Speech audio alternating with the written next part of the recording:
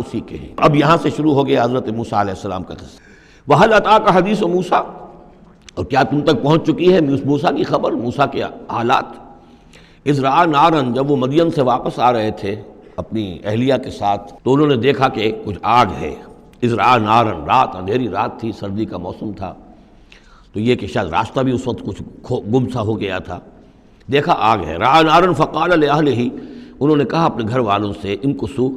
آپ ذرا ٹھہریے یہاں پر انتظار کریں، انی آنست نارا، مجھے آگ نظر آئی ہے، لعلی آتیکم منہا بقبس، یہ بھی ہو سکتا ہے کہ میں وہاں سے کوئی چنگاری لے آؤں تاکہ یہاں ہم آگ روشن کر لیں تو سردی میں اس کو آگ کو تاپ بھی سکیں گے،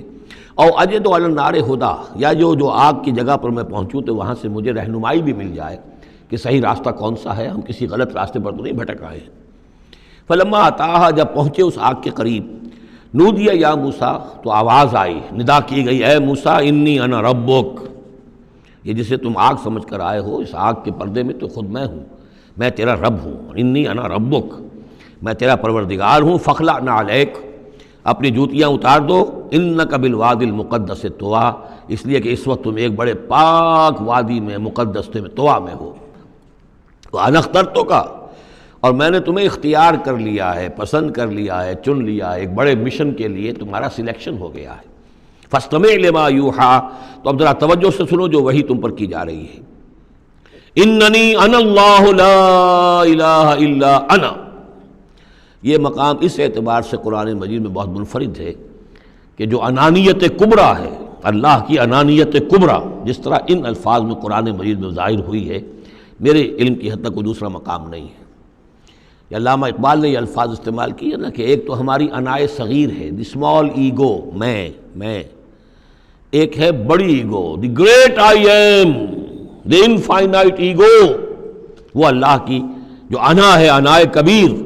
اس انائے کبیر کا جس طرح سے ظہور ہوا ہے قرآن مجید میں اس مقام پر اور کس جگہ نہیں۔ اننی انا اللہ لا الہ الا انا، یقیناً میں ہوں اللہ اور میرے سوا کوئی معبود نہیں، فاعبدنی، بس میری ہی بندگی کرو، میری ہی پرستش کرو، واقم الصلاۃ لذکری، اور نماز قائم رکھو میری یاد کے لیے، ان الساعۃ آتیۃ، اور یہ بات بھی یاد رکھو قیامت آ کر رہے گی، اکاد اخفیہا، میں اسے مخفی رکھوں گا، لتجزی کل نفس بما تسعی، تاکہ بدلہ مل جائے ہر شخص کو، ہر جان کو جو کچھ کہ اس نے کوشش کی ہو۔ فلا یصدنک عنہا من لا یؤمن بہا، تو دیکھنا تمہیں کہیں روگردان نہ کر دیں وہ لوگ کہ جو اس پر ایمان نہیں رکھتے، جو آخرت کو نہیں مانتے، کہیں تمہیں بھی آخرت سے برگشتہ نہ کر دیں یا نماز سے برگشتہ نہ کر دیں، یہ انہا کی ضمیر دونوں طرف جا سکتی ہے۔ واتبع ہواہ، وہ لوگ کہ جو اس سے آخرت سے خود جو ہے روگردان ہیں اور جنہوں نے کہ اپنی خواہشات کی پیروی کی ہوئی ہے، فتردا، تو تم بھی ہلاک ہو جاؤ گے اور تم بھی گڑھے میں گرو گے۔ وما تلک بیمینک یا موسیٰ، اور اے موسیٰ تمہارے یہ داہنے ہاتھ میں کیا ہے؟ قال ہی عصای، کہا یہ میرا عصا ہے، اتوکا علیہا، اس میں نکتہ نکالا ہے مفسرین نے کہ دیکھیے جو اللہ تعالیٰ سے مخاطبت اور مکالمے کا جو ایک ذوق حاصل ہو رہا ہے تو جواب اتنا ہی کافی تھا، یہ میرا عصا ہے، لیکن آگے بڑھا رہے ہیں بات کو، یہ میرا عصا ہے، اتوکا علیہا، میں اس پہ ذرا ٹیک لگا لیا کرتا ہوں، واحش بہا علی غنمی، اور میں اپنی بکریوں کے لیے اس سے پھر پتے جھاڑتا ہوں درختوں سے، وَلِيَ فِيهَا مَآرِبُ أُخْرَىٰ، اور میرے اور بھی بہت سے کام ہیں جو اس لاٹھی سے، اس عصا سے میں لیتا ہوں۔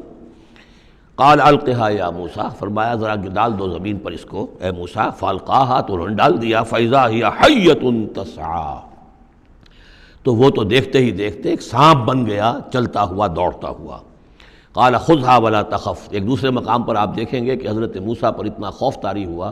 کہ پیٹھ موڑ کر بھاگے وہاں سے، وَلَّا مُدْبِرًا، وہاں سے بھاگے، لیکن یہ کہ اللہ نے فرمایا موسیٰ ڈرو نہیں، واپس آؤ اور اس کو پکڑو، یہاں وہ تفصیل نہیں ہے۔ قال خذها ولا تخف، فرمایا اس کو پکڑ لو اور ڈرو نہیں، سنعیدها سیرتها الاولیٰ، ہم اسے لوٹا کر واپس لے جائیں گے اس کی پرانی شکل پر، پرانی سیرت پر۔ وَاضْمُمْ يَدَكَ إِلَىٰ جَنَاحِكَ، اور ذرا اپنا ہاتھ جو ہے وہ اپنی بغل کے ساتھ ملاؤ، تخرج بیضاء، پھر جب نکالو گے تو وہ نکلے گا بالکل سفید ہو کر روشن، من غیر سوء، بغیر اس کے کہ اس میں کوئی بیماری پیدا ہوئی، وہ برس نہیں ہوگا، اس میں برس نہیں بلکہ یہ کہ بغیر کسی مرض کے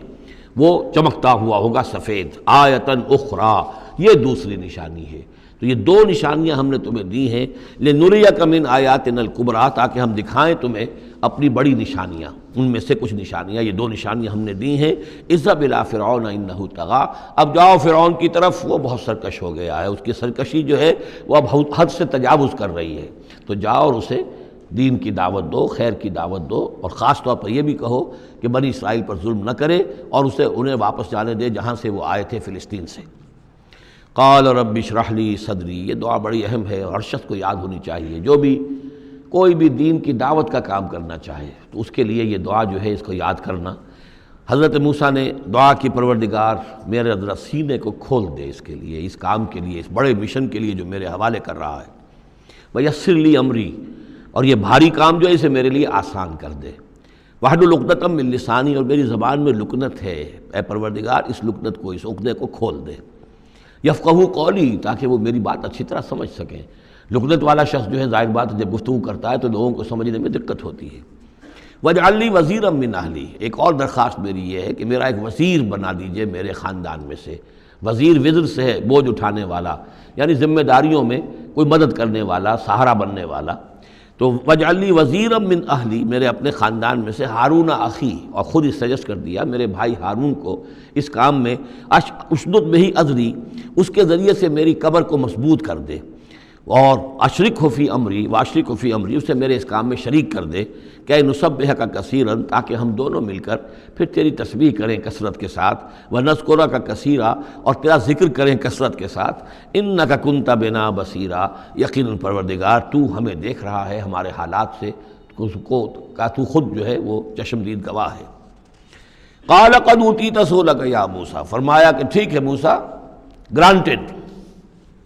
یور ریکویسٹ گرانٹڈ، قد اوتیت سؤلک یا موسیٰ، اے موسیٰ جو تم نے سوال کیا، جو درخواست کی، وہ سب ہم نے منظور کی۔